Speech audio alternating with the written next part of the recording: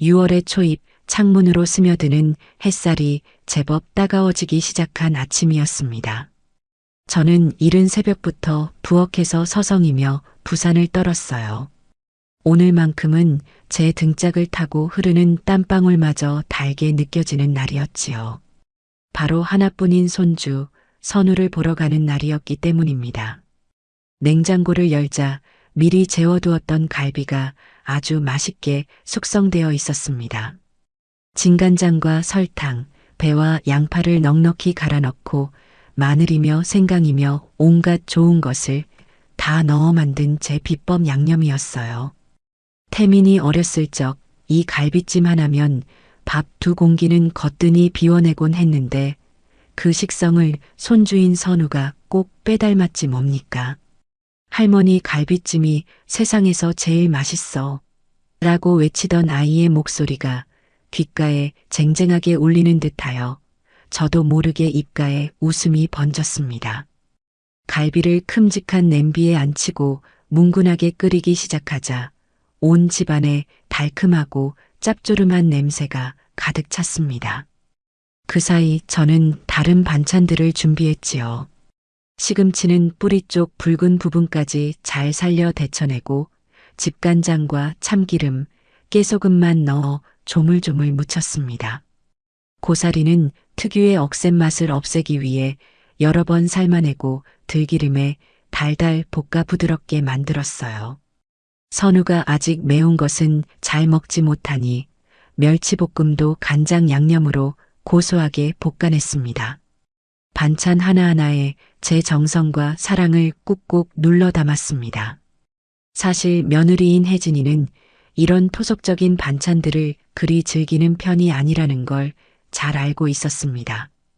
결혼 초부터 입이 짧고 까다로웠으니까요. 요즘 세상에 누가 이런 걸 해먹느냐, 간편한 밀키트나 반찬 가게가 얼마나 잘 되어 있느냐는 말을 대놓고 하지는 않았지만 늘 그런 기색을 내비치곤 했어요. 그래도 괜찮았습니다. 제 목적은 오로지 우리 강아지, 선우의 행복한 얼굴을 보는 것이었으니까요. 두어 시간이 흘렀을까 갈비가 야들야들하게 잘 익었습니다. 혹여나 식을까 싶어 가장 큰 보온 도시락통에 국물까지 넉넉히 담고 완성된 밑반찬들도 크기별로 플라스틱 통에 나누어 담았습니다. 그러고 나니 양손에 든 짐이 제법 묵직했어요. 현관을 나서기 전 거울 앞에 서서 매무새를 가다듬었습니다. 혹여나 늙고 초라한 할미의 모습이 아들네 집의 번듯한 분위기에 누가 될까 싶어 장롱 깊숙이 넣어두었던 가장 아끼는 외출복을 꺼내 입었지요. 연한 옥색 바탕에 자잘한 꽃무늬가 들어간 블라우스였습니다. 이걸 입으면 그래도 얼굴이 좀 화사해 보이는 것 같아 마음에 들었거든요. 버스를 2번 갈아타고 아들네 아파트 단지에 도착하니 벌써 정오가 가까워지고 있었습니다. 새로 지은 지 얼마 안 된 아파트라 그런지 단지 전체가 삐까번쩍하고 깔끔했어요.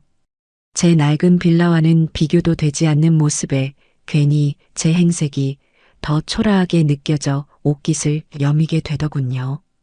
태민이가 이 좋은 집에 자리 잡고 사는 것을 보면 대견하고 뿌듯하면서도 한편으로는 저와 아들 사이에 보이지 않는 높은 벽이 생긴 것만 같아 마음 한구석이 시큰하기도 했습니다. 그런 상념도 잠시 1층 공동 현관 로비폰 앞에서 경비원과 잠시 실랑이를 벌여야만 했어요. 방문객 기록을 해야 한다는 그의 말에 제가 아들 집에 가는데 그런 것도 해야 하오? 라고 묻자 그는 규정이라며 단호하게 말했습니다. 세상이 참 각박해졌구나. 아들 집에 가는 길도 일이 순탄치 않구나 싶어 씁쓸한 마음으로 제 이름과 방문 목적을 적어 넣었습니다. 엘리베이터를 타고 18층에 내려 익숙한 현관문 앞에 섰습니다. 묵직한 반찬통을 한쪽으로 내려놓고 숨을 고른 뒤 초인종을 눌렀지요. 딩동 마이너스 하는 경쾌한 소리가 울리고 잠시 정적이 흘렀습니다. 안에서 아이의 발소리나 며느리의 목소리가 들릴 법도 한데 이상하게 조용했어요. 다시 한번 초인종을 눌렀습니다.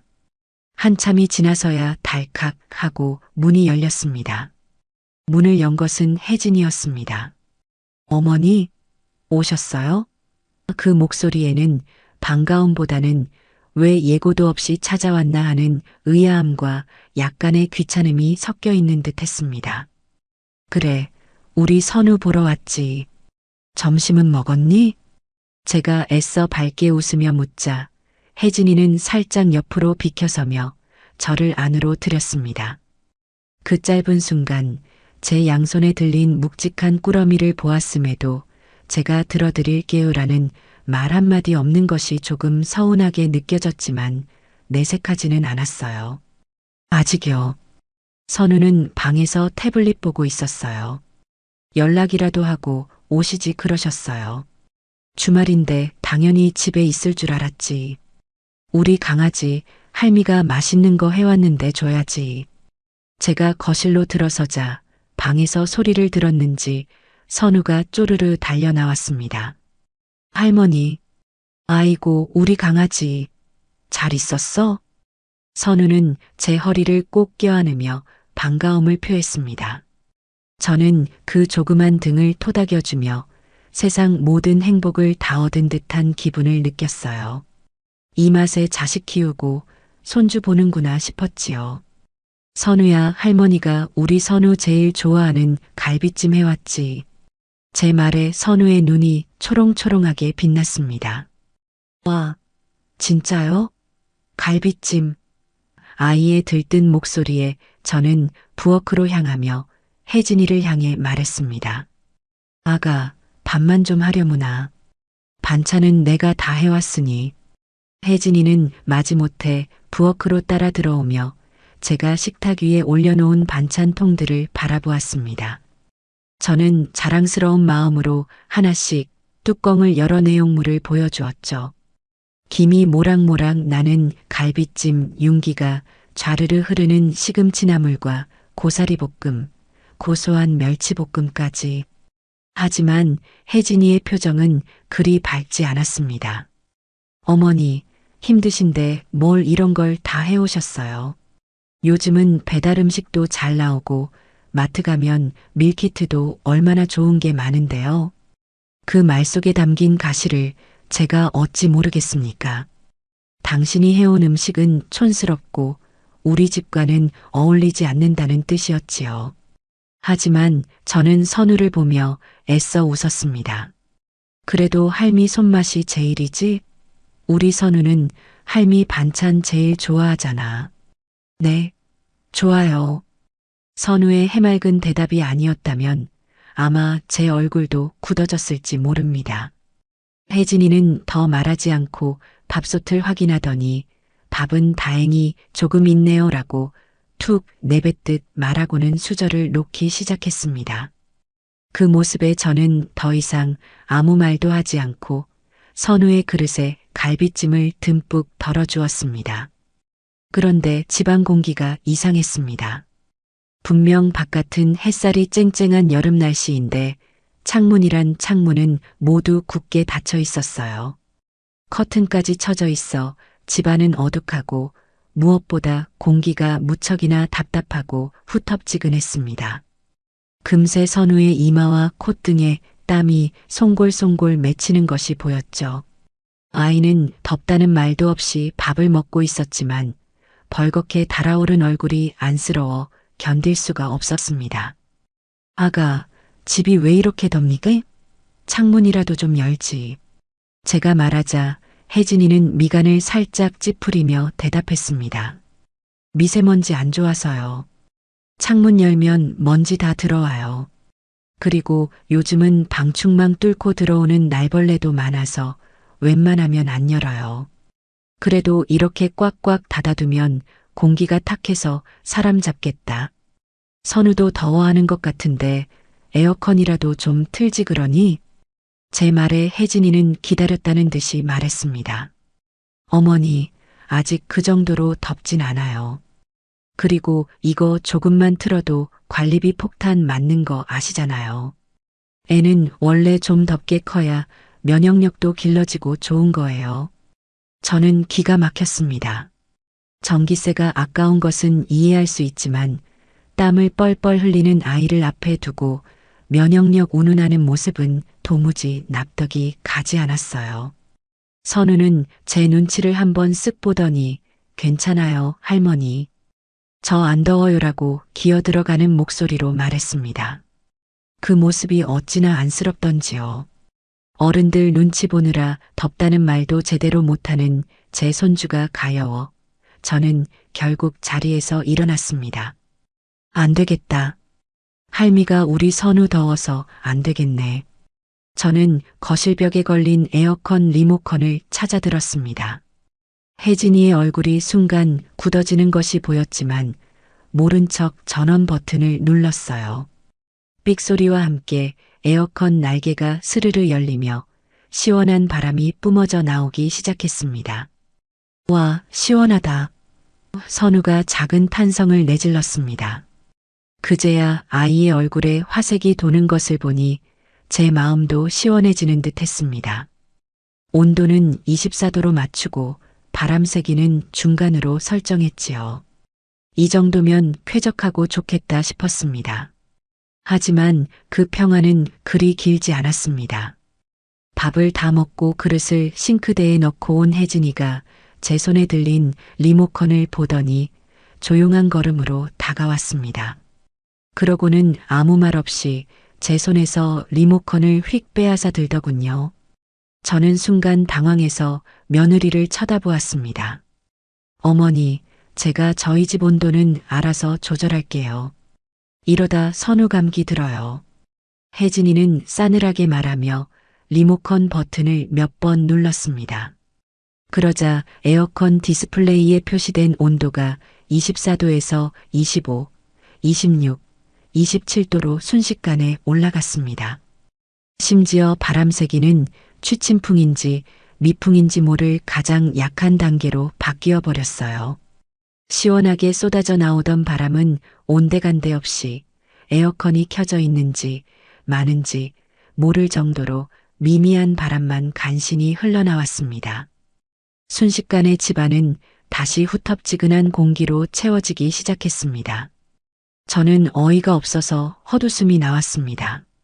아가, 이럴 거면 에어컨을 뭐하러 켜놓니? 전기세만 아깝게. 그래도 안 켜는 것보단 낫잖아요. 저희는 원래 이렇게 써요. 혜진이는 아무렇지 않다는 듯 리모컨을 원래 있던 자리에 탁 소리가 나게 올려놓고는 소파에 가서 앉았습니다. 그 단호하고 무례한 태도에 가슴속에서부터 뜨거운 것이 울컥 치밀어 오르는 것을 느꼈습니다. 단순히 에어컨 온도 때문이 아니었어요. 제 의견, 제 행동, 제 존재 자체를 무시하는 듯한 그 태도가 저를 비참하게 만들었습니다. 아들 집에 와서 손주 하나 시원하게 해주지 못하고 며느리에게 면박을 당하는 제 신세가 처량하기 짝이 없었지요. 거실에서는 희미한 소리를 내며 돌아가는 에어컨의 무력한 소음만이 답답하게 내려앉은 공기 속을 부유하고 있었습니다. 그날의 비극은 바로 그 무력한 에어컨 소리로부터 시작되고 있었던 것입니다. 그렇게 에어컨은 있으나 만화한 존재가 되어 벽 위에서 희미한 소음만 흘려보내고 있었습니다.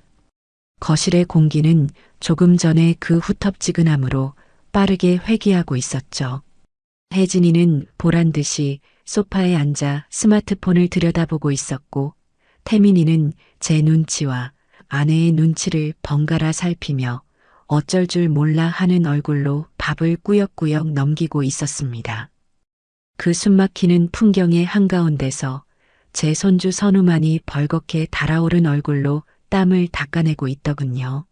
아이의 그렁그렁한 눈망울과 마주치는 순간 저는 더 이상 참을 수가 없었습니다. 전기세도 며느리의 비위도 다 좋지만 찜통 같은 집안에서 아이를 고생시키는 것은 도저히 용납할 수 없는 일이었어요. 문득 아주 기본적인 상식이 머리를 스치고 지나갔습니다. 에어컨의 원리. 실내의 더운 공기를 밖으로 빼내고 차가운 공기를 만드는 과정에서 실외기는 필연적으로 뜨거운 바람을 내뿜게 됩니다. 그 열기가 제대로 배출되지 않으면 기계는 과열될 수밖에 없지요. 아들네 집은 신축 아파트라 실외기를 베란다 바깥이 아닌 다용도실 안쪽에 별도로 마련된 작은 공간에 설치하는 방식이었습니다. 당연히 그 공간에는 환기를 위한 창문, 소위 말하는 루버창이 달려 있었고요. 그 창문을 닫아둔 채 에어컨을 가동하는 것은 뜨거운 공기를 내뿜는 난로를 밀폐된 방 안에 켜두는 것과 마찬가지인 어리석은 짓이었습니다. 저는 자리에서 일어나 주방 옆에 붙어 있는 다용도실로 향했습니다. 세탁기와 분리수거함이 놓인 비좁은 공간을 지나 안쪽에 작은 문을 열자 후끈한 열기와 함께 웅 하는 기계음이 저를 덮쳤습니다. 아니나 다를까 좁아터진 실외기실의 환기창은 단 한 뼘의 틈도 없이 굳게 닫혀 있었습니다. 실외기 팬은 필사적으로 돌아가며 뜨거운 바람을 뿜어내고 있었지만 그 열기는 오갈 데 없이 좁은 공간 안에서만 맴돌고 있었죠.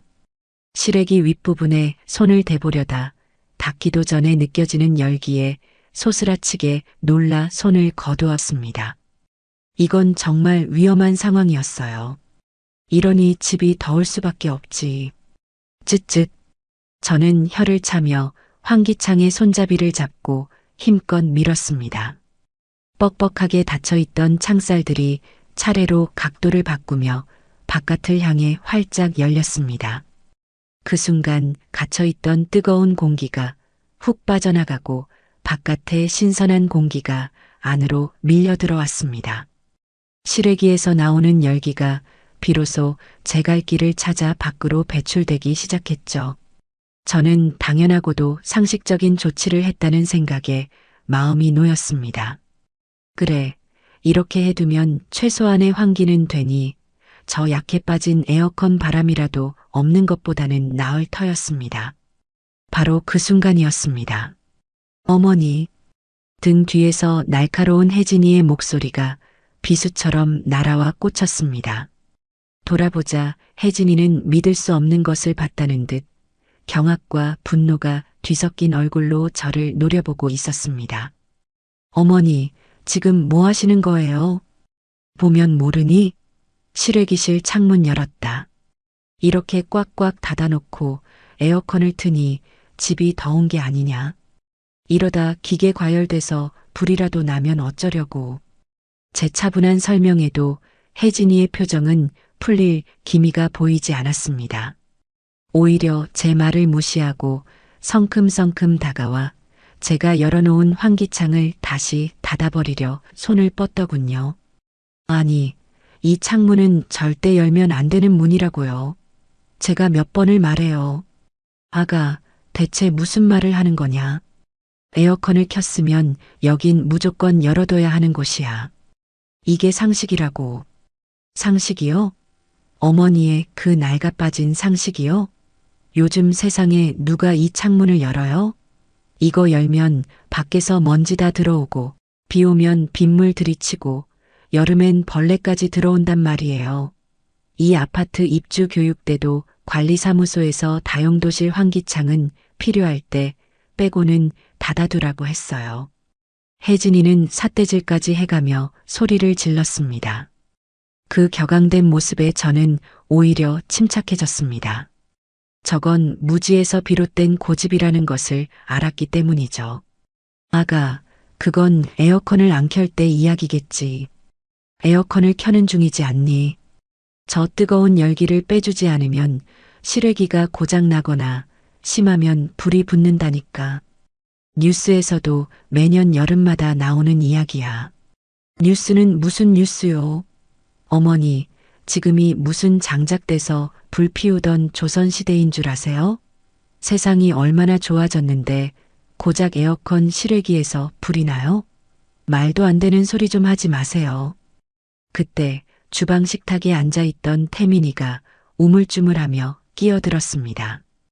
혜진아, 그만해. 그래도 엄마 말씀도 일리가 있잖아. 환기는 시켜야지. 아들의 소심한 중재에 혜진이의 분노는 오히려 아들에게로 향했습니다. 당신은 가만히 좀 있어. 당신 엄마가 지금 우리 집 규칙을 하나부터 열까지 다 무시하고 있잖아. 내가 이 창문 때문에 얼마나 신경 쓰는데 청소하기는 또 얼마나 힘든 줄 알아? 멍청하게 이걸 왜 열어요? 왜? 멍청하게. 그 단어가 제 귀에 정확히 박혔습니다. 아들 며느리 앞에서 제 평생의 삶과 연륜이 멍청하다는 단어 하나로 매도당하는 순간이었습니다. 가슴속에서 무언가 툭 하고 끊어지는 소리가 들렸습니다. 혜진아. 저는 나지막이 며느리의 이름을 불렀습니다. 내가 지금 시어미한테 멍청하다고 했니? 제 서늘한 목소리에 혜진이는 움찔했지만 이미 터져나온 감정을 주워 담을 생각은 없어 보였습니다. 오히려 제게서 시선을 피하며 누가 뭘 어쨌다고 그러세요라고 중얼거릴 뿐이었죠. 그래. 내가 멍청한 늙은이라 내 눈에는 이 모든 게 유난으로 보이겠지. 자식 새끼 더울까봐 걱정하는 마음도 혹시나 불이라도 날까봐 염려하는 마음도 내게는 그저 멍청한 노인네의 시대착오적인 참견으로밖에 안 보이겠지. 제가 언제 그렇게까지 말했어요. 어머니가 자꾸 일을 만드시잖아요. 그냥 가만히 계시면 중간이라도 갈 것을. 결국 혜진이의 입에서 본심이 터져나왔습니다. 저는 더 이상 이 공간에 머물러 있을 이유가 없다는 것을 깨달았습니다.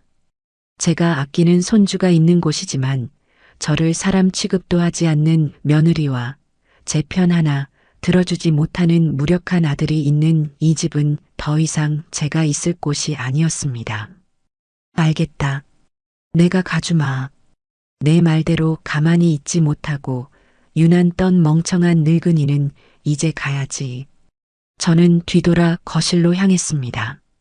현관문 옆에 놓아두었던 제 가방을 들자 혜진이가 기다렸다는 듯이 소리쳤습니다. 네, 어서 가세요. 답답해서 정말 같이 못 있겠네요. 제 집에 와서 왜 이렇게 유난이세요? 제발 좀 가세요. 저는 마지막으로 태민이를 쳐다보았습니다. 아들은 안절부절 못하며 엄마 미안해. 혜진이가 오늘 좀 예민해서 그래. 내가 나중에 전화할게라는 변명만 되풀이하고 있었습니다. 그 순간 제 아들에 대한 마지막 기대마저 산산조각 났습니다. 현관문 손잡이를 잡는 제 등 뒤로 선우의 울음 섞인 목소리가 들려왔습니다. 할머니, 가지 마세요. 할머니. 하지만 저는 차마 뒤돌아볼 수가 없었어요. 지금 뒤돌아보면 제 결심이 무너져 내릴 것만 같았습니다. 철컥 하고 현관문이 닫혔습니다. 굳게 닫힌 문 너머로 저를 멍청하다고 매도하던 며느리의 날선 목소리와 저를 지켜주지 못한 아들의 무력한 침묵과 저를 붙잡던 손주의 울음소리가 희미하게 들려왔습니다. 저는 그 차가운 복도에 잠시 서서 방금 닫힌 저 문이 단순히 아들네 집의 현관문이 아니라 제 인생의 한 챕터를 닫아버린 문이라는 것을 직감했습니다. 차가운 금속성의 현관문은 제 앞에서 어떠한 미동도 없이 굳게 닫혀 있었습니다. 방금 전까지 제가 있던 세상과 지금 제가 서 있는 세상은 문 하나를 사이에 두고 완벽하게 분리되어 버렸죠. 엘리베이터를 기다리기 위해 버튼을 누르는 손가락이 미세하게 떨려왔습니다. 분노 때문인지 혹은 서러움 때문인지 알 수 없었어요. 띵 하는 소리와 함께 엘리베이터 문이 열리고 그 안의 거울에 제 모습이 비쳤습니다. 잔뜩 신경 써서 차려입은 옥색 블라우스는 구겨져 있었고 정성 들여 매만진 머리는 헝클어져 있었습니다. 무엇보다 거울 속 늙은 여인의 얼굴에는 깊은 절망과 처연한 슬픔이 뒤섞여 있었습니다. 엘리베이터가 하강하는 짧은 시간 동안 수십 년의 세월이 머릿속을 스쳐 지나갔습니다. 남편 일찍 여의고 억척스럽게 시장 좌판에 앉아 채소를 팔며 태민이를 키웠던 날들. 행여나 아비 없는 자식이라고 손가락질 받을까봐 남들 먹는 거, 입는 거 하나 부족하지 않게 키우려고 제 허리띠를 졸라매던 세월. 그렇게 금지옥엽 키운 아들이 장성하여 번듯한 직장을 잡고 어여쁜 며느리를 데려왔을 때 저는 이제 고생은 끝났다고 생각했습니다. 하지만 그건 저만의 착각이었지요. 혜진이는 처음부터 저를 어려워했고 태민이는 결혼과 동시에 제 아들이기보다 혜진이의 남편이 되었습니다. 그들만의 세상, 그들만의 가정에 저는 언제나 조심스럽게 문을 두드리고 들어가야 하는 외부인이었습니다. 아파트 1층 로비에 도착했을 때 제 스마트폰이 윙윙 울렸습니다. 발신자는 내 아들 태민이었어요. 저는 잠시 망설이다 전화를 받지 않고 거절 버튼을 눌렀습니다. 지금 아들의 목소리를 들으면 제 안에 남은 마지막 이성마저 무너져 내릴 것 같았기 때문입니다. 곧이어 문자 메시지가 도착했습니다. 엄마, 정말 미안해. 집에 잘 들어가. 혜진이 대신 내가 사과할게. 그 문자를 보는 순간 실소가 터져 나왔습니다. 대신 사과한다니. 무엇이 잘못되었는지 제대로 알지도 못하면서 그저 이 상황을 빨리 무마하고 싶어 하는 아들의 비겁함이 역겹게 느껴졌습니다. 아파트 단지를 벗어나 버스 정류장으로 향하는 발걸음은 천근만근 무거웠습니다.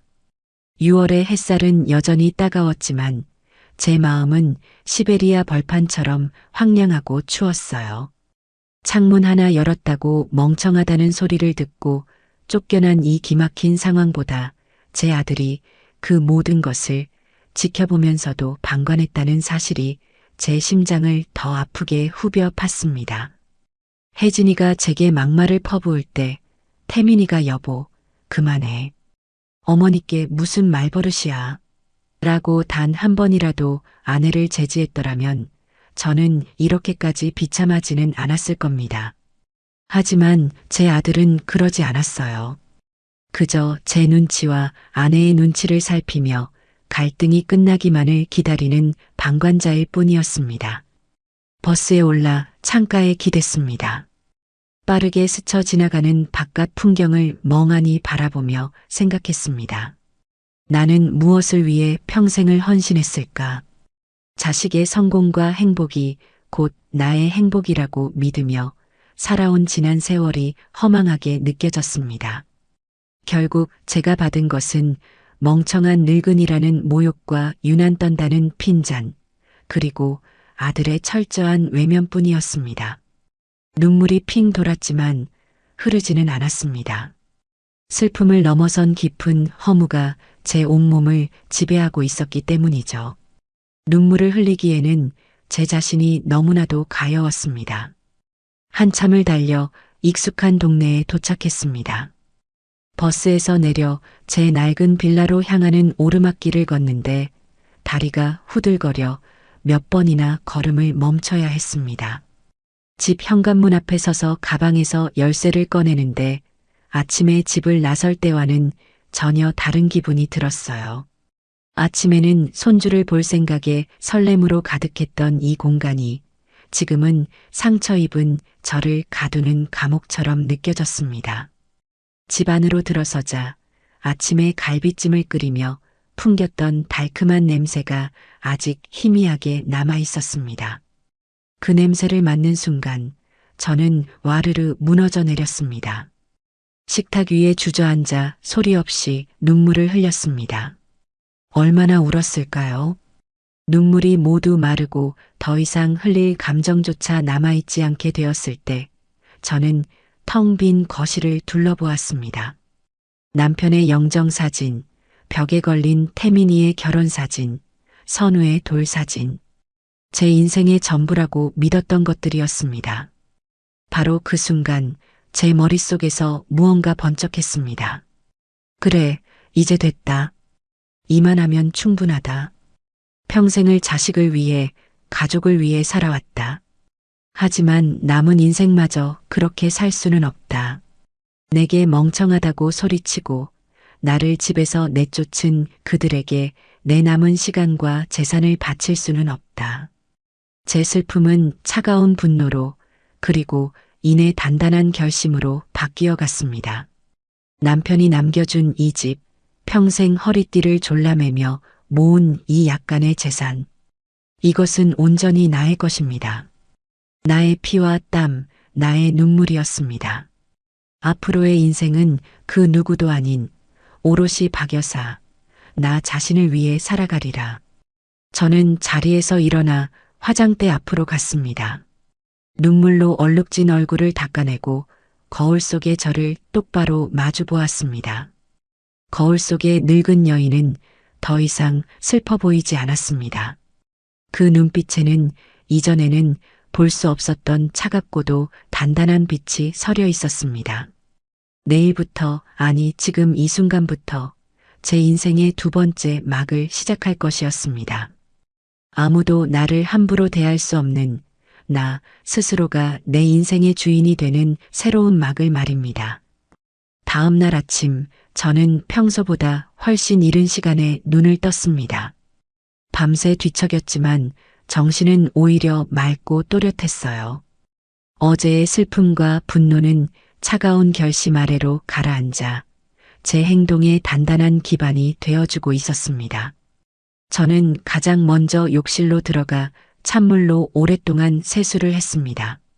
거울에 비친 제 얼굴은 여전히 늙고 지쳐 보였지만 눈빛만큼은 생기로 가득 차 있었죠. 이것은 새로운 시작을 앞둔 사람의 눈빛이었습니다. 저는 장롱을 열어 가장 좋은 옷을 꺼내 입었습니다. 어제 아들네 집에 갈 때 입었던 옥색 블라우스가 아니었어요. 그 옷은 어제의 치욕을 떠올리게 할 뿐이었으니까요. 대신 저는 몇 년 전 태민이의 결혼식 때 딱 한 번 입었던 짙은 남색의 단정한 투피스를 골랐습니다. 그리고 화장대 앞에 앉아 아주 옅게 분을 바르고 입술연지도 꼼꼼히 발랐습니다.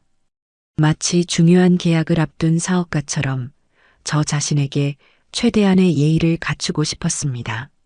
모든 준비를 마치고 현관을 나서는 제 발걸음에는 어떠한 망설임도 없었습니다. 제 첫 번째 목적지는 동네에서 가장 큰 상가 건물 1층에 자리한 행운 부동산이었습니다. 유리창 너머로 보이는 중개인은 50대쯤 되어 보이는 남자로 연신 전화기를 붙들고 바쁘게 움직이고 있었죠. 제가 안으로 들어서자 그는 잠시 통화를 멈추고 저를 의아한 눈으로 쳐다보았습니다. 아마도 평범한 늙은이가 집 시세나 물어보러 왔겠거니 생각했을 겁니다. 무슨 일로 오셨습니까, 어르신? 집을 내놓으려고 하오. 제 단호한 말에 중개인은 조금 놀란 표정을 지었습니다. 그는 잠시 저를 위아래로 훑어보더니 사무적인 미소를 지으며 물었습니다. 아, 그러시군요. 주소가 어떻게 되시죠? 저희가 시세부터 정확히 파악해 드리겠습니다. 저는 제 빌라 주소를 말하며 덧붙였습니다. 시세보다 조금 낮춰도 상관없으니 가장 빠른 시일 내에 처분해 주시오. 현금 거래가 가능한 확실한 사람으로 알아봐주면 더 좋겠소. 제 말투와 태도에서 무언가 심상치 않음을 느꼈는지 중개인의 표정이 조금 진지해졌습니다. 그는 컴퓨터로 무언가를 분주하게 검색하더니 제게 서류 몇 장을 내밀었습니다. 알겠습니다, 사모님. 저희가 최선을 다해보겠습니다. 저는 매물 위탁 계약서에 망설임 없이 제 이름 석자를 적어 넣었습니다. 제 인생의 절반 이상을 보낸 태민이를 키워낸 그 집을 처분하는 중대한 결정이었지만 이상하게도 마음은 평온했습니다. 부동산을 나오자마자 저는 곧장 주거래 은행으로 향했습니다. 은행 창구에 앉아 저는 제가 가진 모든 통장을 꺼내 놓았습니다. 태민이 몰래 십시일반 모아왔던 비상금 통장, 남편이 남긴 유산이 들어있는 정기예금, 매달 푼 돈을 쪼개 넣던 적금 통장까지. 창구 직원은 여러 개의 통장을 한 번에 해지하려는 저를 이상한 눈으로 쳐다보며 자녀분들이랑은 상의가 되신 건가요? 혹시 보이스피싱 같은 건 아니시죠? 라며 조심스럽게 물었습니다. 저는 그 직원을 똑바로 쳐다보며 또렷하게 말했습니다. 내 돈을 내가 찾겠다는데 누구와 상의를 해야 합니까? 이건 온전히 내 결정이니 어서 처리나 해주시겠어요? 제 단호한 태도에 직원은 더 이상 묻지 않고 제 요청대로 모든 예적금을 해지하여 하나의 입출금 계좌로 모아주었습니다. 잠시 후 제 앞에 놓인 통장에는 제 평생 처음 보는 큰 숫자가 찍혀 있었습니다. 0이 여러 개 붙어 있는 그 숫자를 보는 순간 저는 묘한 해방감을 느꼈습니다. 이것은 단순히 돈의 액수가 아니었어요. 이것은 제 남은 인생을 그 누구의 눈치도 보지 않고 살아갈 수 있게 해줄 자유의 증표이자 저를 함부로 대했던 이들에게서 완벽하게 독립할 수 있는 무기였습니다. 은행을 나온 제 마지막 목적지는 서초동의 한 법률 사무소였습니다. 예전에 TV 법률 프로그램에서 본 적이 있는 유산 상속 전문 변호사의 사무실이었죠. 미리 전화로 예약을 해둔 터라 오래 기다리지 않고 변호사와 마주 앉을 수 있었습니다. 젊고 똑똑해 보이는 변호사는 제 이야기를 잠자코 들어주었습니다. 제가 왜 집을 팔기로 결심했는지, 그리고 제 재산을 어떻게 지키고 싶은지에 대해서요. 제 뜻은 확고합니다, 변호사님. 제가 가진 모든 재산은 제가 살아있는 동안 온전히 저를 위해 사용하고 싶습니다. 제가 죽은 뒤에 제 아들이나 며느리가 제 결정에 대해 왈가왈부하며 소송을 거는 일이 없도록 법적으로 완벽한 장치를 마련해두고 싶습니다. 제 이야기를 모두 들은 변호사는 고개를 끄덕이며 말했습니다. 어머님의 뜻은 충분히 이해했습니다. 현행법상 어머님께서 소유하신 재산은 전적으로 어머님의 의사에 따라 처분하실 수 있습니다. 자녀에게 재산을 물려주어야 할 법적 의무는 없습니다. 추후에 발생할 수 있는 유류분 반환 청구 소송 등을 미연에 방지하기 위해 재산을 처분하신 금액으로 연금보험에 가입하시거나 신탁을 설정하는 등의 방법을 고려해 볼 수 있습니다. 또한 명확한 내용의 유언장을 공증받아 두시는 것이 가장 확실한 방법입니다. 변호사의 명쾌한 설명은 제 결심에 확신을 더해 주었습니다. 저는 그 자리에서 변호사와 정식으로 수임 계약을 맺고 앞으로의 모든 법률적 절차를 위임했습니다. 부동산 계약부터 새로운 거처 마련, 재산 관리와 유언장 작성까지. 이제 제 곁에는 저를 지지하고 도와줄 든든한 전문가가 생긴 것이었죠. 사무실을 나서자 회색 비치던 도시의 풍경이 조금은 다르게 보였습니다. 저는 더 이상 세상에 홀로 남겨진 무력한 노인이 아니었습니다. 제 인생의 운전대를 스스로 움켜쥔 당당한 주체였습니다. 부동산에 집을 내놓은 지 일주일이 채 지나지 않아 집을 보러 오겠다는 연락이 오기 시작했습니다. 중개인은 제 요청대로 정말 집을 살 의지가 있는 사람들만 골라서 약속을 잡더군요. 저는 집을 보러 온 사람들 앞에서 구차하게 굴지 않았습니다. 집의 장점을 부풀려 설명하지도 가격을 흥정하지도 않았지요. 그저 담담하게 집 안을 둘러볼 수 있도록 자리를 비켜주기만 했습니다. 그들의 눈에는 제 낡은 빌라가 어떻게 보였을까요? 어떤 이는 낡고 수리할 곳이 많다며 고개를 저었고 어떤 이는 아이들 학교와 가깝다며 마음에 들어하기도 했습니다.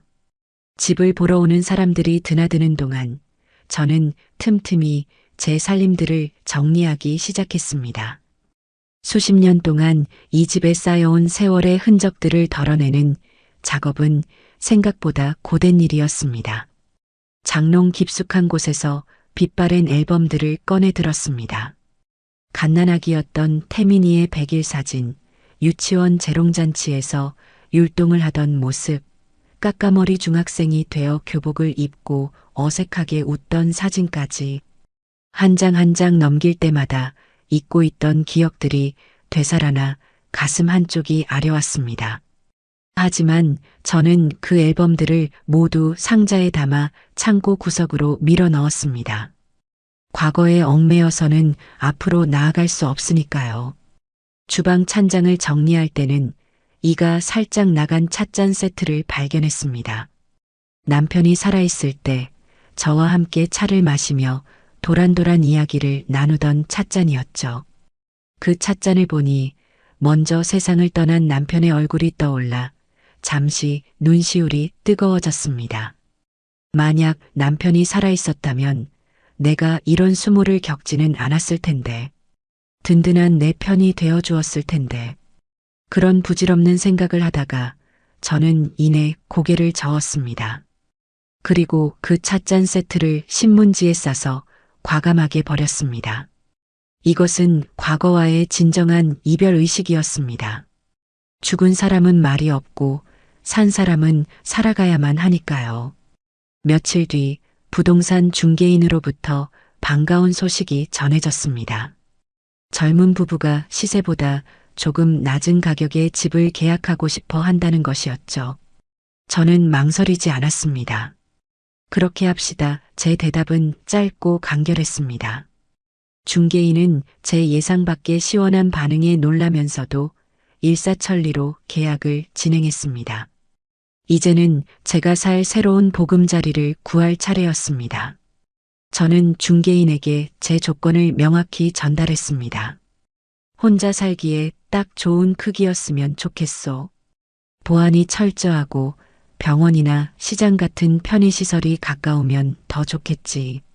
그리고 가장 중요한 것은 내 아들이나 며느리가 쉽게 찾아올 수 없는 곳이었으면 하오. 제 마지막 조건에 중개인은 잠시 의아한 표정을 지었지만 이내 베테랑답게 고개를 끄덕이며 몇 군데의 오피스텔을 추천해 주었습니다. 저는 그 중에서 도심에서 약간 벗어난 강변에 위치한 신축 오피스텔을 선택했습니다. 크기는 15평 남짓으로 작았지만 통유리창 너머로 보이는 강 풍경이 아주 근사했어요.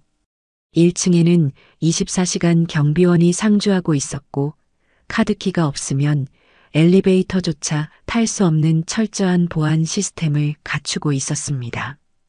이 정도면 아들 내외가 불쑥 찾아오는 불상사는 막을 수 있겠다 싶었죠. 저는 그 자리에서 바로 계약금을 걸었습니다. 드디어 제 집의 매매 계약이 체결되는 날이 왔습니다.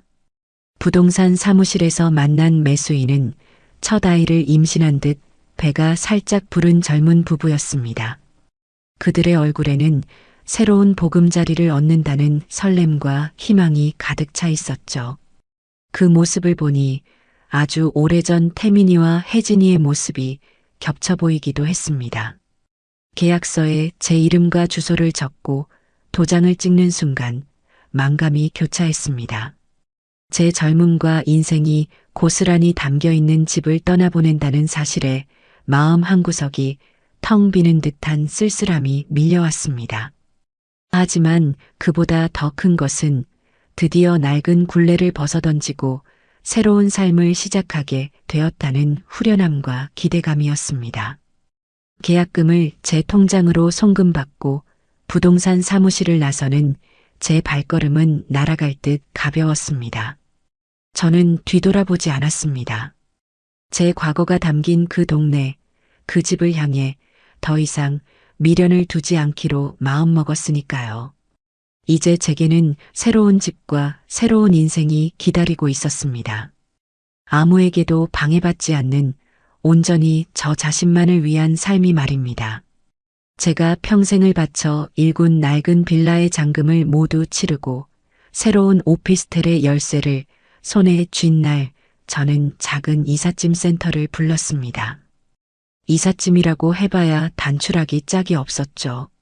사계절 옷가지가 담긴 상자 몇 개, 제가 평소 아끼던 책 몇 권, 그리고 남편의 영정 사진과 작은 제기 세트가 전부였습니다.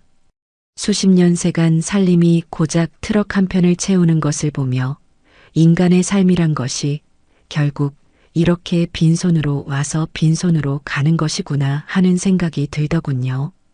태민이와 혜진이의 결혼사진, 선우의 성장 앨범 등 과거의 흔적들은 모두 낡은 집에 남겨두고 왔습니다.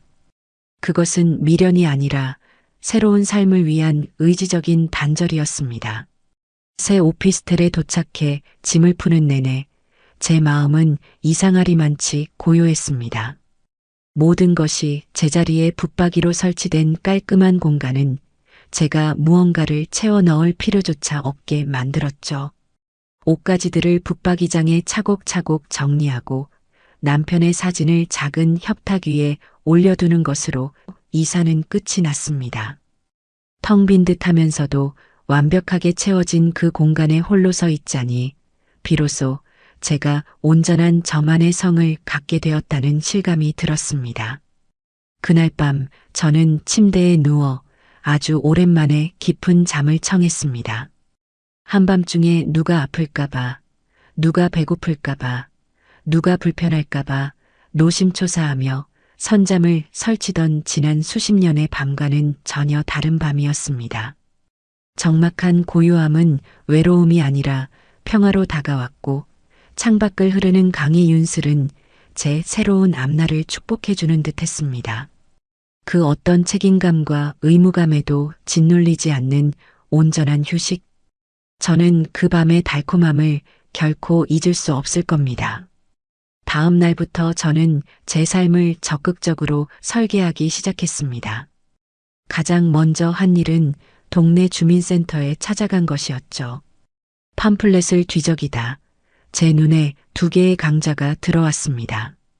바로 서예 교실과 아쿠아로빅이었습니다. 젊었을 적 잠시 붓글씨를 배우며 마음을 다스렸던 기억이 떠올랐고 의사가 퇴행성 관절염에는 수중 운동이 좋다고 했던 말이 생각났기 때문입니다. 저는 망설이지 않고 두 강좌에 모두 제 이름을 올렸습니다. 첫 서예 수업이 있던 날 저는 낯선 사람들 사이에서 조금 어색했지만 이내 먹을 가는 행위에 집중하며 마음의 평온을 찾았습니다. 선생님은 제게 화선지를 내어주며 쓰고 싶은 글귀가 있냐고 물으셨죠. 저는 잠시 생각하다 붓을 들어 네 글자를 썼습니다. 일일시호일. 매일매일이 좋은 날이다라는 뜻이었죠. 삐뚤빼뚤하고 힘없는 글씨였지만 그 글자를 쓰는 순간 제 마음은 정말로 평화로워졌습니다. 그곳에서 저는 비슷한 연배의 친구들도 몇몇 사귈 수 있었습니다. 자식들 다 키워놓고 이제야 제 인생을 찾는다며 서로를 격려하는 그분들과 이야기를 나누다 보면 시간 가는 줄 몰랐습니다. 수영장은 제게 또 다른 해방감을 안겨주었습니다. 처음에는 물에 들어가는 것조차 두려웠지만 물의 부력에 몸을 맡기자 평생 저를 짓누르던 무릎의 통증이 거짓말처럼 사라지는 것을 느꼈습니다. 신나는 음악에 맞춰 물속에서 팔다리를 흔들다 보면 제가 마치 20살 처녀로 돌아간 듯한 착각에 빠지기도 했죠. 땀을 흠뻑 흘리고 상쾌한 기분으로 수영장을 나설 때면 제 몸과 마음의 묵은 때가 모두 씻겨나가는 듯 했습니다. 새로운 취미와 함께 저는 제 건강을 돌보는 일에도 투자를 아끼지 않았습니다. 큰맘 먹고 대학병원에서 종합건강검진을 받았고 다행히 심각한 병은 없다는 결과를 들었습니다. 다만 고질병이었던 무릎 관절염은 더 이상 방치하면 안 된다는 의사의 소견에 따라 꾸준히 물리치료를 받고 주사도 맞기 시작했습니다. 식단도 완전히 바꿨습니다. 예전에는 아들과 손주 입맛에 맞춰 달고 짠 음식을 만들었다면 이제는 저를 위해 신선한 채소와 담백한 생선, 좋은 단백질 위주로 장을 봤습니다. 매일 아침 제철 과일과 요구르트를 갈아 마시고 점심에는 현미밥에 정갈한 반찬을 차려 먹었죠.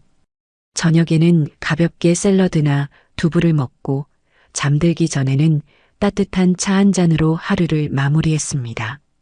그렇게 나 자신을 귀하게 대접하는 법을 배우자 제 몸은 조금씩 건강을 되찾았고 얼굴에도 혈색이 돌기 시작했습니다. 어느 날 오후 서예 교실을 마치고 돌아와 강변이 내다보이는 창가에 앉아 차를 마시고 있었습니다. 문득 지난 몇 달간의 시간이 주마등처럼 스쳐 지나갔습니다. 창문 하나 때문에 쫓겨나 서러움에 몸을 떨던 그날의 박 여사는 이제 없었습니다. 지금의 저는 새로운 친구들과 웃고 떠들며 제 건강과 행복을 스스로 챙기는 단단하고 독립적인 한 사람으로 다시 태어나 있었습니다. 이 평화와 자유를 얻기 위해 제가 치른 대가는 혹독했지만 저는 제 선택을 단 한순간도 후회하지 않았습니다. 오히려 그날의 사건이 제게 새로운 인생을 선물해 준 계기가 되었다는 생각에 쓰게 웃음 짓게 되더군요. 그렇게 저만의 평화로운 일상이 궤도에 오르던 어느 날 오후 제 스마트폰이 요란하게 울렸습니다. 발신자 이름은 며느리 혜진이었습니다. 그 이름을 보는 순간 제 가슴은 차갑게 식어내렸습니다. 그날 이후 단 한 번도 연락이 없던 혜진이었습니다. 무슨 일일까? 혹시 선우에게 무슨 일이 생기기라도 한 걸까? 덜컥 겁이나 망설이다가 이내 마음을 다잡고 전화를 받았습니다. 여보세요. 제 목소리는 저도 모르게 딱딱하게 굳어 있었습니다. 수화기 너머로 잠시 침묵이 흐르더니 혜진이의 아무렇지 않은 목소리가 들려왔습니다. 어머니, 저 혜진이에요. 잘 지내시죠? 그 태연한 안부에 저는 대답할 말을 잃었습니다. 마치 우리 사이에 아무 일도 없었다는 듯한 그 목소리가 기가 막혔습니다. 제가 아무 말도 하지 않자 혜진이는 곧장 본론을 꺼냈습니다. 다름이 아니라 어머니, 올해는 김장 안 하세요? 저희 집 김치가 다 떨어져 가는데 마트 김치는 영 맛이 없어서요. 순간 제 머릿속이 하얘졌습니다. 저를 멍청하다며 내쫓고 그 뒤로 사과 전화 한 통 없던 며느리가 몇 달 만에 처음으로 한 연락의 목적이 김치라니. 저는 실소조차 나오지 않았습니다. 이기심의 극치를 보는 듯했죠. 그들은 저를 독립된 인격체나 시어머니로 생각한 것이 아니라 필요할 때 반찬이나 만들어주는 편리한 존재 정도로만 여겨왔다는 사실을 다시 한번 확인하는 순간이었습니다. 올해는 김장 안 한다. 제 목소리는 얼음장처럼 차가웠습니다. 네, 왜요? 매년 하셨잖아요. 혜진이의 목소리에는 당혹감이 역력했습니다. 몸이 안 좋아서 못한다. 앞으로도 할 생각 없으니 이제부터는 너희가 직접 담가 먹든 맛있는 집을 찾아 사 먹든 알아서 하거라. 아니, 어머니. 갑자기 왜 그러세요? 그럼 저희는 어떡하라고. 끊는다. 저는 혜진이의 말이 채 끝나기도 전에 통화 종료 버튼을 눌러버렸습니다. 전화를 끊고 나니 심장이 벌렁거리고 손이 부들부들 떨렸습니다. 분노 때문이었습니다. 저들은 아직도 무엇을 잘못했는지 전혀 깨닫지 못하고 있었습니다. 저를 찾아와 무릎 꿇고 사죄를 해도 시원찮을 판에 고작 김치 타령이나 하고 있다니. 저는 그들의 뻔뻔함과 이기심에 치가 떨렸습니다. 그 일이 있고 며칠 뒤 이번에는 태민이에게서 부재중 전화가 수십 통 와 있었습니다. 제가 서예 교실에 가느라 휴대전화를 확인하지 못한 사이 아들은 애가 탔던 모양입니다. 곧이어 장문의 문자 메시지가 도착했습니다. 엄마 어디야? 왜 전화를 안 받아? 혹시 무슨 일 있는 거야? 오늘 엄마 집에 갔었는데 사람이 살지 않는 것 같더라. 부동산에 물어보니 집이 팔렸다고 하는데 이게 도대체 어떻게 된 일이야? 엄마, 제발 전화 좀 받아봐. 문자 메시지를 읽어내려가는 제 표정은 무감각했습니다. 올 것이 왔구나 싶었죠. 저는 아들의 연락을 의도적으로 무시했습니다. 답장도 전화도 하지 않았습니다. 이제 와서 놀라고 당황하는 아들의 모습이 눈에 선했지만 동정심은 들지 않았습니다. 제가 그 집에서 쫓겨나 차가운 밤거리를 헤맬 때 저 역시 세상에 홀로 버려진 기분이었습니다. 그들이 제게 주었던 고립감과 절망감을 그들도 아주 조금은 느껴봐야 한다고 생각했습니다. 그날 밤부터 제 전화기는 불이 났습니다. 태민이는 거의 10분에 한 번꼴로 전화를 걸어왔고, 엄마 제발 내가 다 잘못했어. 어디에 있는지 말만 해줘 같은 애원 섞인 문자를 쉴 새 없이 보냈습니다.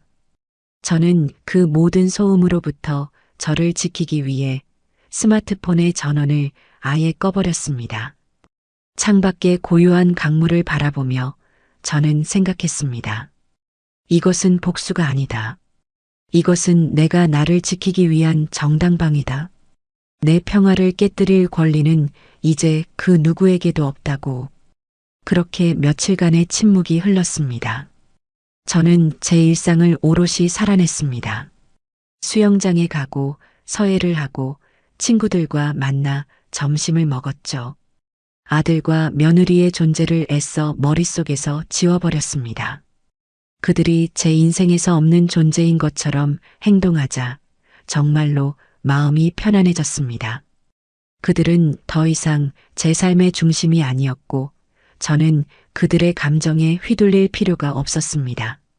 제가 의도적으로 만들어낸 이 침묵의 시간은 앞으로 다가올 폭풍전의 고요함이자 제가 그들과의 관계에서 주도권을 완전히 가져오기 위한 마지막 과정이었습니다. 그들이 마지막으로 제게 남기고 간 것은 분노의 여운이 아니었습니다. 오히려 모든 것을 쏟아내고 나니 마음속에 단단하게 자리 잡고 있던 마지막 응어리마저 녹아내리는 듯한 기묘한 평온이 찾아왔지요. 저는 그 평온 속에서 저만의 일상을 견고하게 쌓아 올리고 있었습니다. 그날도 여느 때와 같은 평일 오후였습니다. 창가에 앉아 새로 산 안락의자에 몸을 기댄 채 얼마 전 도서관에서 빌려온 박경리 작가의 소설을 읽고 있었죠. 부드러운 햇살이 거실 바닥에 길게 늘어지고 창밖으로는 유유히 흐르는 강물이 반짝이고 있었습니다. 이따금 들려오는 갈매기 소리만이 이따금 정적을 깨뜨릴 뿐 세상은 더없이 평화로웠습니다. 이런 것이 진정한 내 시간이구나 하는 생각에 저도 모르게 미소를 짓고 있을 때였습니다. 삐하는 날카로운 소리와 함께 현관 인터콤이 울렸습니다. 저는 잠시 책에서 눈을 떼고 화면을 바라보았습니다.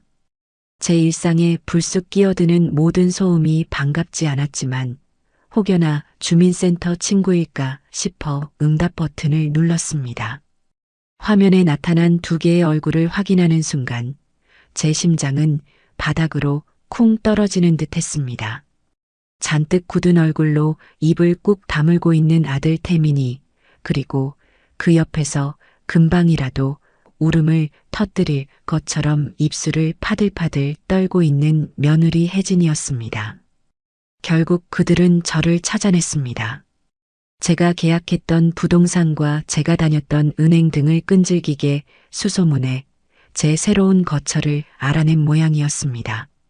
제 평화로운 성의 위치가 발각되었다는 사실에 불쾌감이 치밀었지만 한편으로는 올 것이 왔구나 하는 체념 섞인 생각도 들었습니다. 드디어 마지막 단판의 시간이 온 것이었죠. 저는 더 이상 도망치거나 피하지 않기로 마음먹었습니다. 어차피 한 번은 넘어야 할 산이라면 정면으로 마주보는 것이 옳았습니다. 저는 잠시 심호흡을 하며 흐트러진 마음을 가다듬었습니다. 그리고는 아주 담담하고도 차분한 얼굴로 현관으로 다가가 문을 열어주었습니다. 어머니, 엄마. 문이 열리자마자 두 사람은 거의 동시에 저를 부르며 집 안으로 들어섰습니다. 그들의 다급한 목소리는 좁은 오피스텔의 벽에 부딪혀 공허하게 울렸습니다. 저는 아무 말 없이 그들이 제 집을 둘러보는 모습을 지켜보았습니다. 그들의 눈은 당혹감으로 가득 차 빠르게 움직였습니다. 낯설고 생각보다 훨씬 작고 한때 온 가족이 둘러앉아도 넉넉했던 옛집과는 비교도 되지 않는 오직 한 사람만을 위해 모든 것이 짜여 있는 그 공간. 그들의 얼굴에는 어머니가 정말로 혼자 살 작정을 하셨구나 하는 충격과 현실감이 스쳐 지나갔습니다. 잠시의 무거운 정적을 깬 것은 혜진이었습니다. 그녀는 더 이상 슬픔을 참을 수 없다는 듯 제게 따져 묻기 시작했습니다. 어머니, 어떻게 저희한테 말 한마디 없이 집을 팔 수가 있으세요? 저희가 그동안 어머니 연락 안 돼서 얼마나 걱정하고 얼마나 찾아다녔는지 아세요? 그런데 겨우 찾았더니 집을 파셨다니요. 이게 저희한테 할 수 있는 행동이세요? 그 목소리에는 서운함을 넘어선 깊은 분노와 원망이 가득했습니다. 마치 제가 엄청난 잘못이라도 저지른 가해자가 된 듯한 기분이었죠. 저는 그들의 위선적인 걱정이라는 말에 코웃음이 나왔지만 애써 표정을 갈무리하고 조용히 소파를 가리키며 말했습니다. 우선 앉아서 이야기들 하거라. 남의 집 현관에 서서 소리부터 지르는 건 예의가 아니지. 하지만 혜진이는 제 말을 들을 생각이 없어 보였습니다. 그녀는 제 앞에 버티고 서서 더욱 격앙된 목소리로 말을 이었습니다. 앉아서 할 이야기가 어디 있어요? 그 집이 어떤 집인데? 아버님과의 추억이 고스란히 담겨 있는 집이고 태민 씨가 태어나고 자란 역사가 있는 집이잖아요. 그런데 그걸 저희한테 상의 한마디 없이 이렇게 하루아침에 처분해 버리시면 어떡해요? 저는 혜진이의 얼굴을 똑바로 쳐다보며 얼음처럼 차가운 목소리로 물었습니다. 그래서 내가 내 집을 파는데 너희 허락이라도 받았어야 한다는 말이니? 당연히 허락은 아니더라도 상의는 하셨어야죠. 저희도 가족이잖아요. 가족. 그 단어가 어찌나 우습고 공허하게 들리던지요. 저는 쓴웃음을 지으며 말했습니다. 가족이라. 내 입에서 그 단어가 나오는구나. 그렇다면 내가 한번 물어보자. 내가 나를 멍청하다고 소리치며 내 집에서 짐짝처럼 내쫓을 때도 우리가 가족이었던가? 태민이 내가 내 어미가 며느리에게 온갖 모욕적인 말을 들으며 쫓겨나는 그 순간을 보고만 있을 때도 우리가 가족이었니? 가족이라는 좋은 말을 너희 편할 때만 갖다 붙이지 마라. 제 서늘한 일침에 두 사람의 얼굴이 하얗게 질렸습니다. 태민이는 죄인처럼 고개를 푹 숙인 채 아무 말도 하지 못했고 혜진이는 분한 듯 입술을 잘근잘근 깨물었습니다. 저는 그들을 향해 말을 이었습니다. 내 집에서는 고작 창문 하나 열었다고 그 난리를 치며 나를 쫓아내더니 내 집을 내가 판 것에는 그리도 할 말이 많은 모양이구나. 참으로 이상하고도 이기적인 이치다. 그러자 옆에서 안절부절 못하며 제 눈치만 살피던 태민이가 간신히 입을 열었습니다. 그는 제 앞에 한 걸음 다가서며 애원하듯 말했습니다. 엄마, 제발. 저희가 다 잘못했어요. 정말 100번, 1000번 잘못했습니다. 그날 일은 정말 죄송해요. 혜진이도 지금 반성 많이 하고 있어요. 선우도 할머니 보고 싶다고 매일같이 울어요. 그러니 제발 화 좀 푸세요. 그래도 이렇게 저희랑 연을 끊으려고 하시는 건 너무하세요, 엄마. 연을 끊자고 한 것은 내가 아니다. 너희지. 저는 태민이의 말을 차갑게 잘랐습니다. 너희가 먼저 나를 너희의 세상에서 밀어냈고 나는 그저 그 사실을 받아들였을 뿐이다. 그리고 나는 너희와 연을 끊으려는 것이 아니라 내 인생을 찾으려는 것이다. 내가 내 남은 인생을 나를 위해 살겠다는데 너희가 대체 무슨 자격으로 막는 것이냐. 제 단호한 말에 혜진이는 더 이상 논리로는 저를 이길 수 없다고 판단한 모양이었습니다. 그녀는 다시 울먹이기 시작했고 이제 그녀의 말에는 감정과 본심이 노골적으로 섞여 나오기 시작했습니다. 어머니 뜻이 정 그러시다면 저희도 어쩔 수 없죠. 하지만 이건 아니잖아요. 그 집이 그냥 집이에요? 저희는 당연히 그 집을 물려받아서 나중에 선우한테도 물려줄 거라고 철석같이 믿고 있었단 말이에요. 그게 당연한 순리잖아요. 태민 씨 월급 뻔한데 저희가 어떻게 서울에서 집을 사요. 그래서 저희 나름대로 계획이란 걸 다 세우고 있었는데 어머니가 이렇게 마음대로 팔아버리시면 저희 계획은 뭐가 돼요?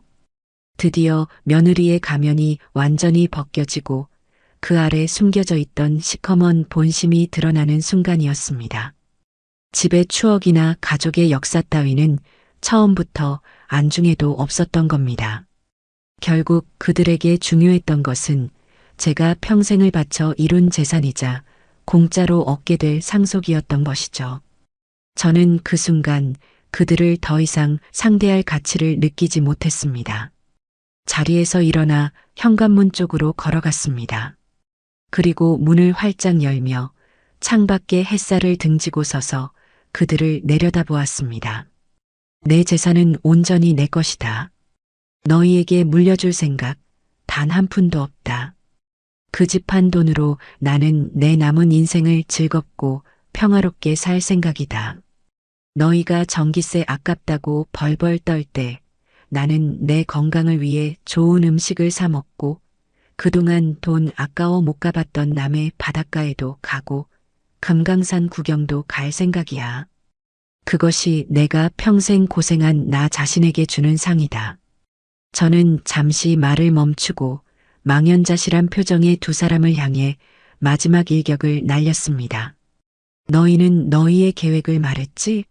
그날 너희가 나를 내쫓았을 때 너희는 늙은 시어머니뿐만 아니라 너희의 안락한 미래에 대한 기대까지 함께 내쫓은 것이다.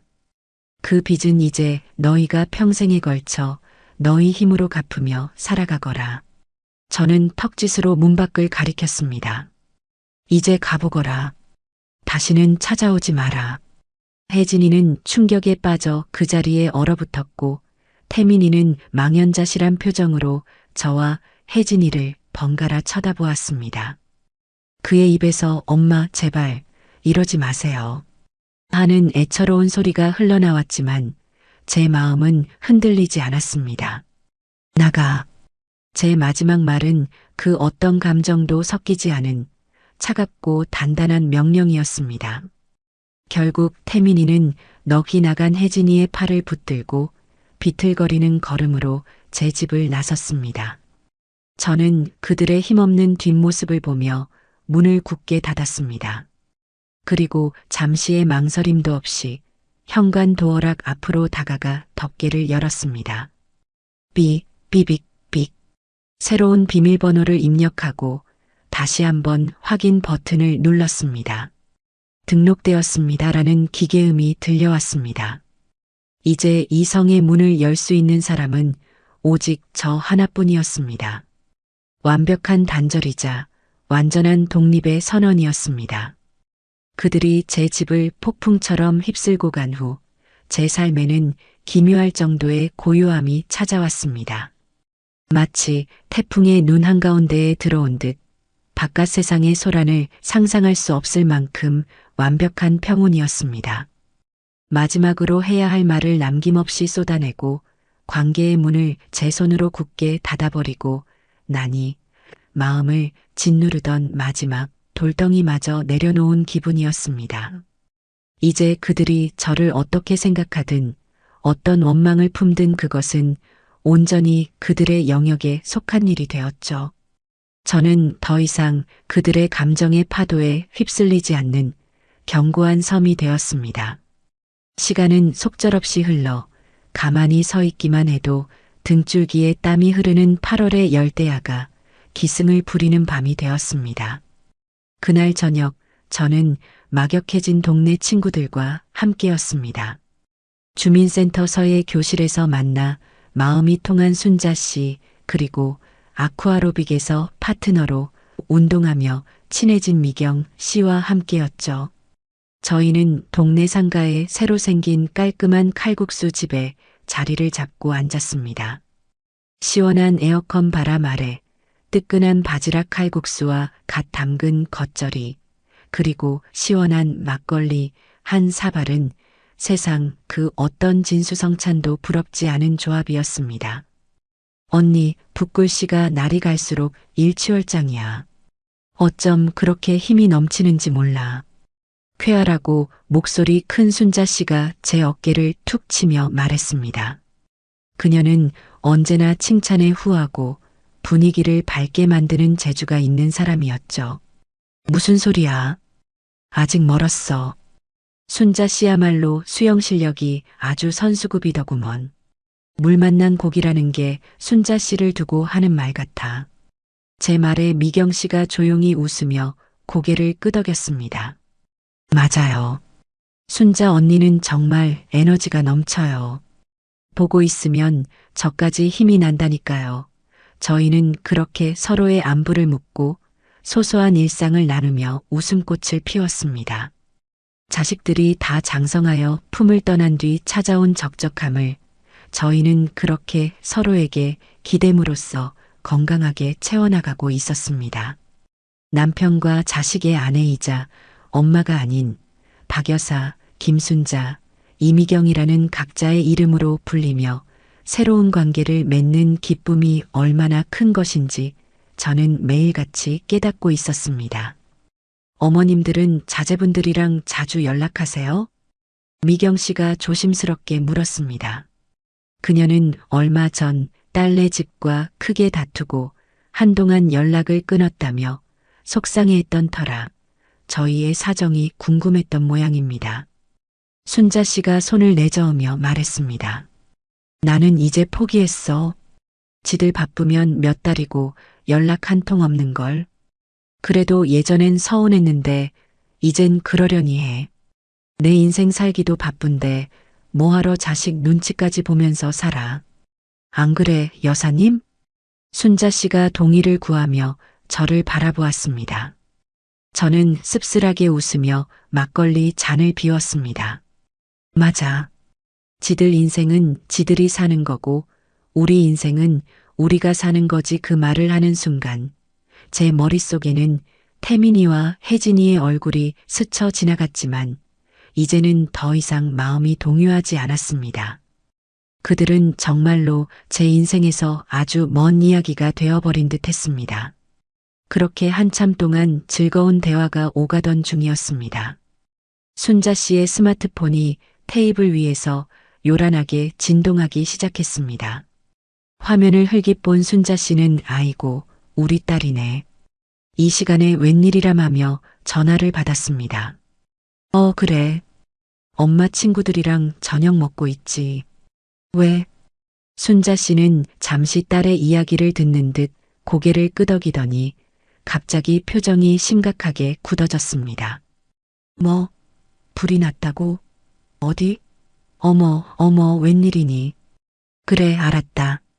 너도 조심하고. 전화를 끄는 순자 씨의 얼굴에는 놀라움과 걱정이 가득했습니다. 무슨 일이야, 순자 씨? 딸한테 무슨 일 있대? 미경 씨가 걱정스럽게 묻자 순자 씨는 제 쪽을 쳐다보며 머뭇거렸습니다. 아니, 우리 딸은 아니고 딸애가 지금 저녁 약속이 있어서 강 건너 동네에 갔는데 글쎄 아파트에 불이 엄청 크게 났다고 하네. 연기가 하늘을 다 덮었대. 강 건너 동네. 그 평범한 말이 제 귓가를 예리하게 파고들었습니다. 제가 사는 곳에서 강을 건너면 태민이네 집이 있는 동네와 멀지 않았습니다. 심장이 쿵 하고 내려앉는 기분이었지만 저는 애써 태연한 표정을 지었습니다. 세상에 아파트가 어디 한두 개이며 그 동네에 사는 사람이 어디 태민이 뿐이겠습니까? 요즘 세상이 하도 흉흉해서 탈이야. 부디 인명피해는 없어야 할 텐데. 제가 짐짓 아무렇지 않게 말하며 수저를 들었을 때였습니다. 순자 씨가 잠깐만요, 언니 하더니 다시 스마트폰을 들여다보았습니다. 딸에게서 메시지가 또 온 모양이었습니다. 어머나 세상에 언니, 혹시 여기 언니 아드님 사시는 아파트 아니에요? 순자 씨가 경악한 얼굴로 제게 스마트폰 화면을 불쑥 내밀었습니다. 떨리는 시선으로 화면을 내려다보았습니다. 순자 씨의 딸이 보낸 것이 분명한 짧은 동영상 클립이 재생되고 있었습니다. 어두운 밤하늘을 배경으로 아파트의 한 지점에서 시뻘건 불길이 맹렬하게 창문 밖으로 터져 나오고 있었고 그 위로는 짐승의 주둥이처럼 검은 연기가 뭉게뭉게 피어오르고 있었습니다.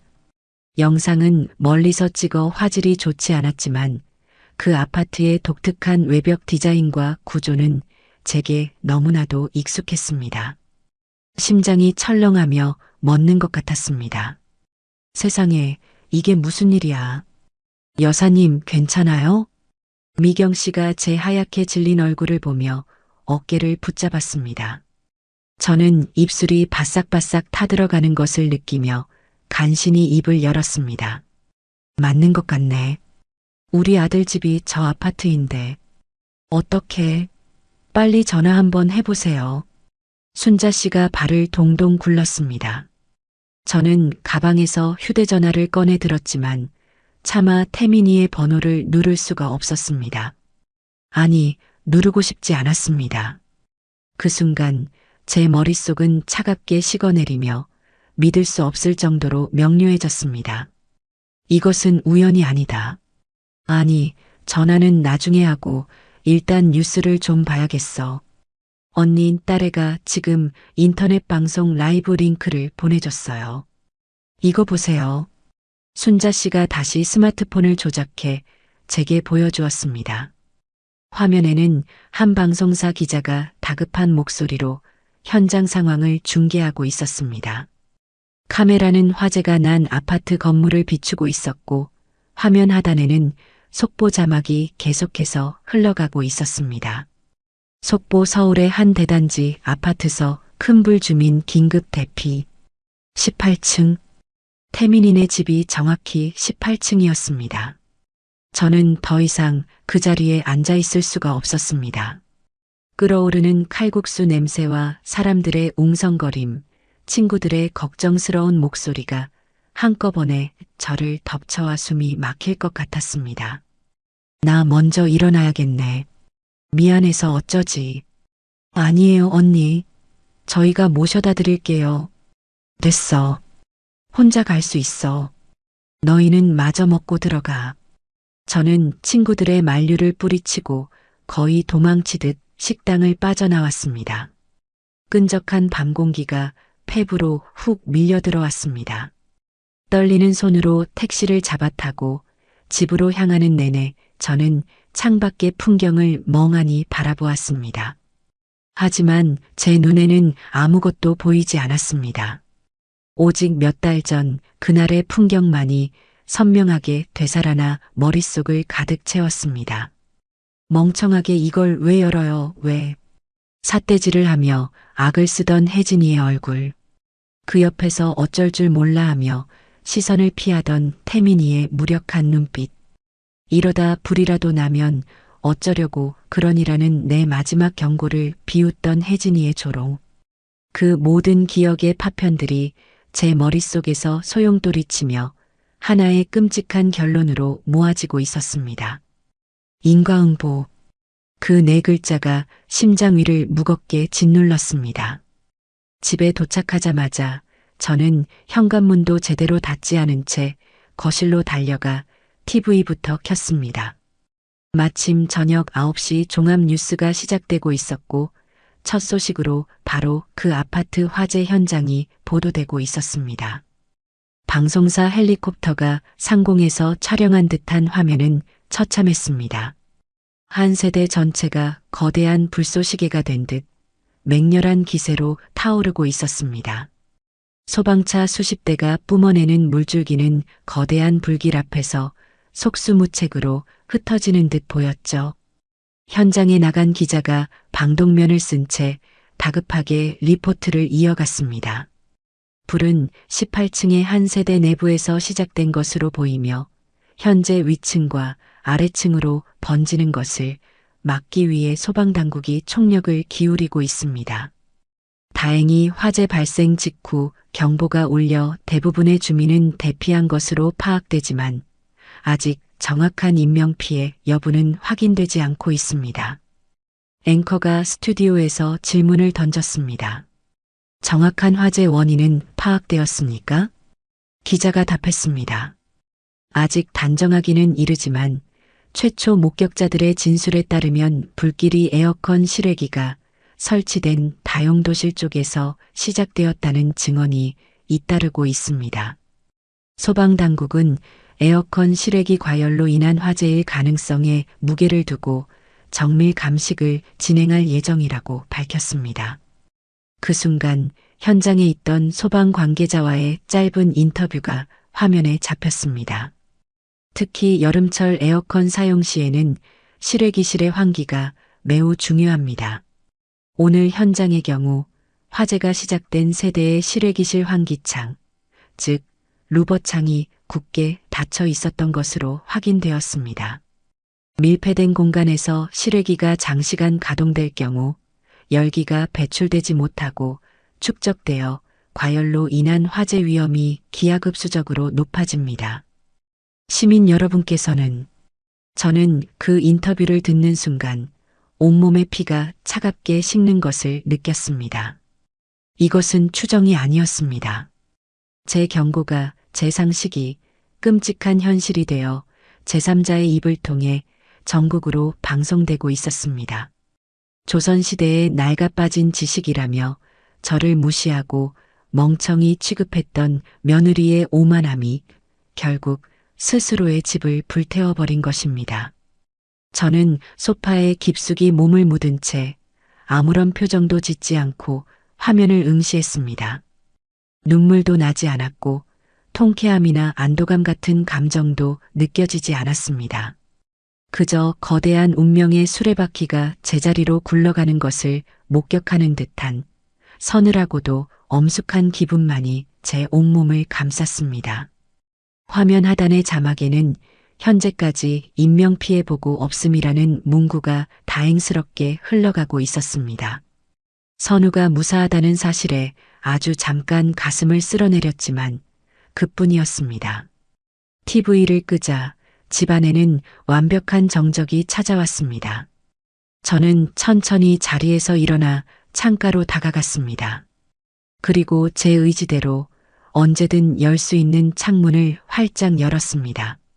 시원한 밤바람이 거실로 밀려들어와 제 뺨을 부드럽게 스치고 지나갔습니다. 창문 너머로 보이는 평화로운 강과 그 위를 수놓은 도시의 불빛은 TV 속의 지옥도와는 너무나도 다른 세상이었습니다. 저는 그 고요하고 아름다운 풍경을 오랫동안 말없이 바라보았습니다. 제가 그토록 경고했던 그 창문. 그들은 어리석게도 그 창문을 닫아 모든 것을 잃었고 저는 역설적이게도 그들과의 문을 닫음으로써 비로소 이 평화를 얻었습니다. 그것이 그날 밤 제가 깨달은 유일하고도 명백한 진실이었습니다. 화재가 있은 후 며칠 동안은 아무런 연락도 오지 않았습니다. 저는 그 침묵의 시간 동안 제 일상을 묵묵히 이어나갔습니다. 아침이면 창을 활짝 열어 밤사이 고여있던 공기를 내보내고 간단히 아침 식사를 차려 먹은 뒤 주민센터로 향했죠. 서예 교실에 가서는 벼루에 먹을 갈며 흩어지는 마음을 다잡았고 수영장에 가서는 물살을 가르며 머릿속에 복잡한 상념들을 씻어냈습니다. 친구들과 만나 점심을 먹고 웃고 떠드는 동안에도 저는 애써 그날 밤 TV에서 보았던 끔찍한 광경을 떠올리지 않으려 노력했습니다.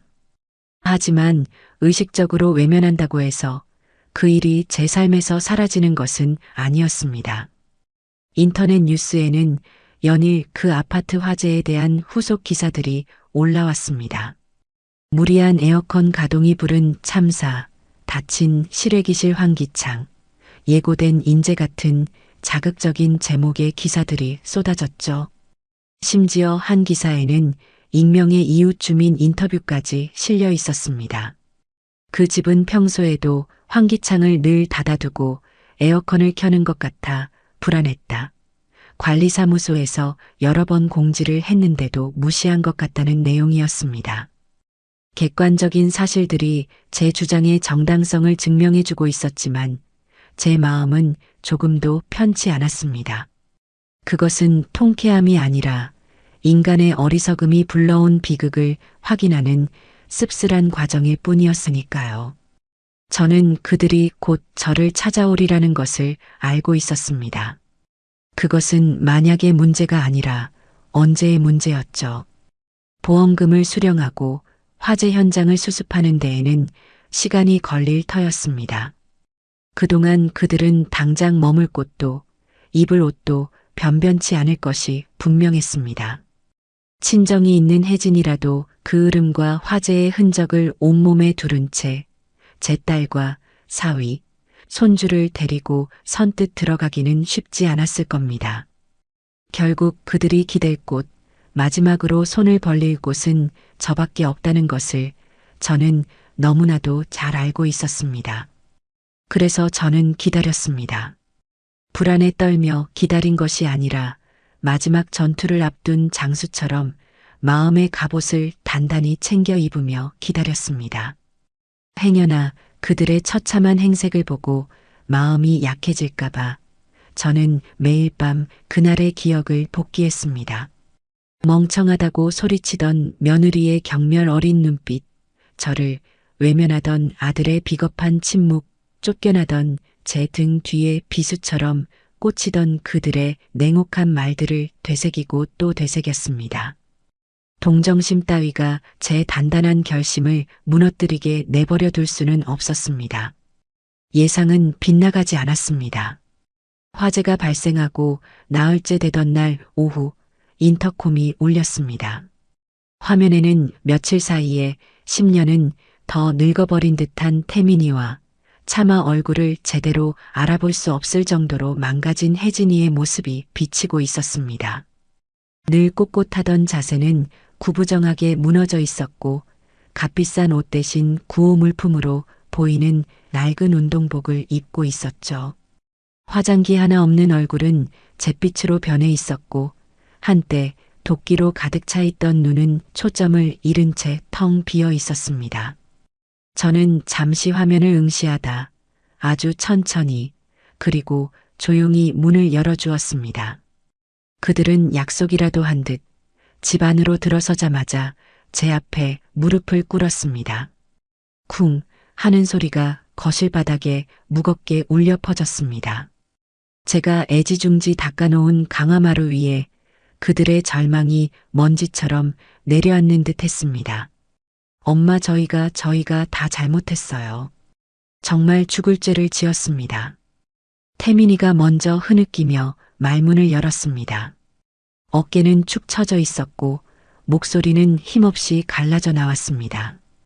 그는 차마 제 얼굴을 쳐다보지도 못하고 바닥에 이마를 박을 듯 고개를 숙이고 있었습니다.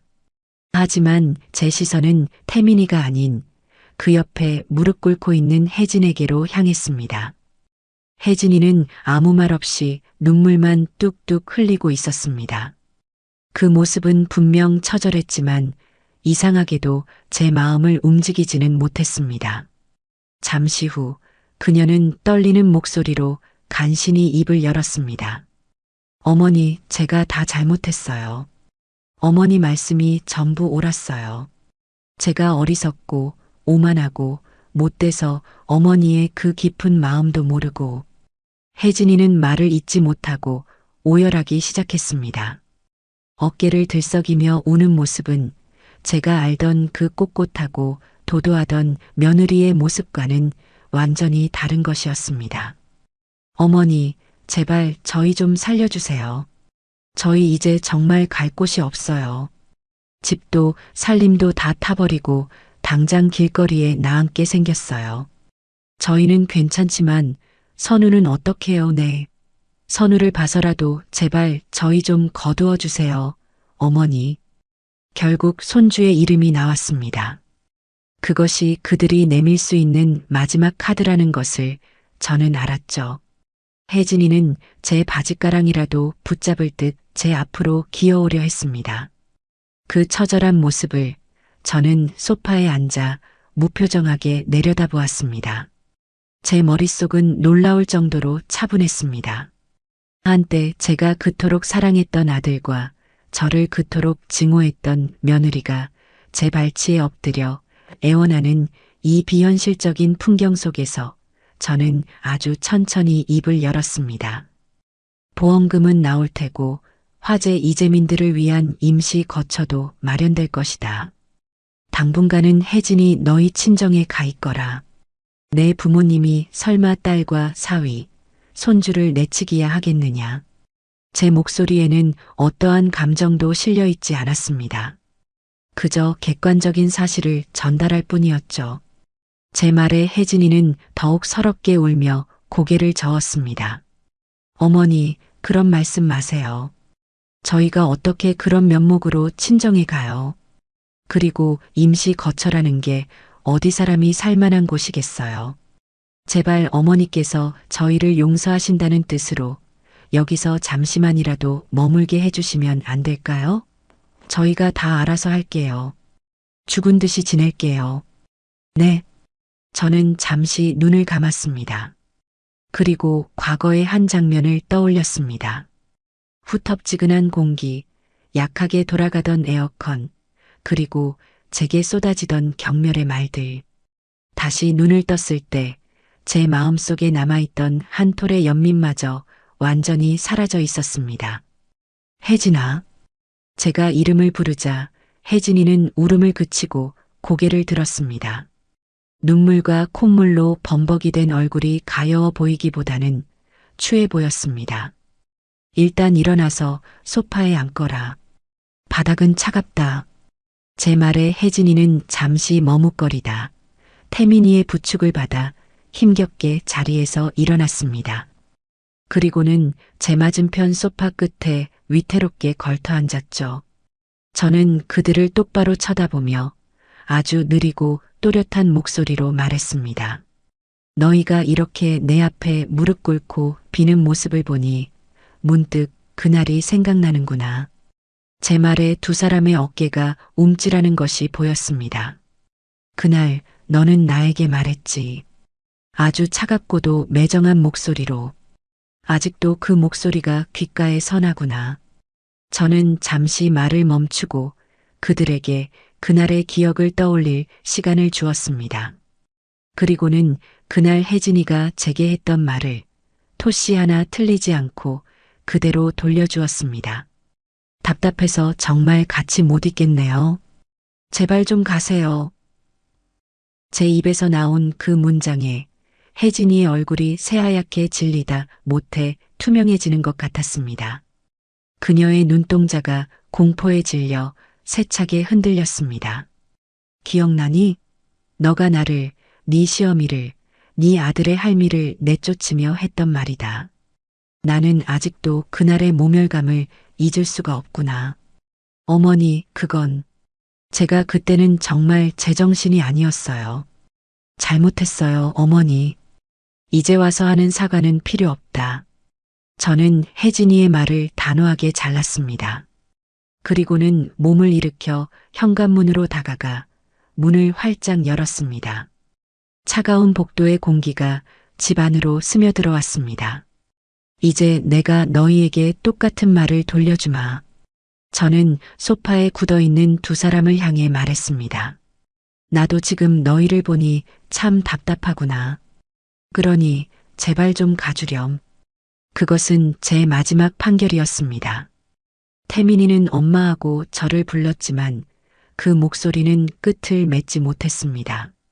혜진이는 그 자리에 주저앉아 소리 없는 비명을 지르는 듯 입만 뻐끔거렸습니다. 하지만 저는 더 이상 그들의 표정을 살피지 않았습니다. 그저 열린 문 밖을 가리킬 뿐이었죠. 그들이 스스로의 발로 걸어 나가기를 기다렸습니다. 그들이 과거에 제게 했던 것처럼 저 역시 그들에게 한치의 온정도 베풀지 않았습니다. 그것이 제가 그들에게 돌려줄 수 있는 가장 공평한 대가였습니다.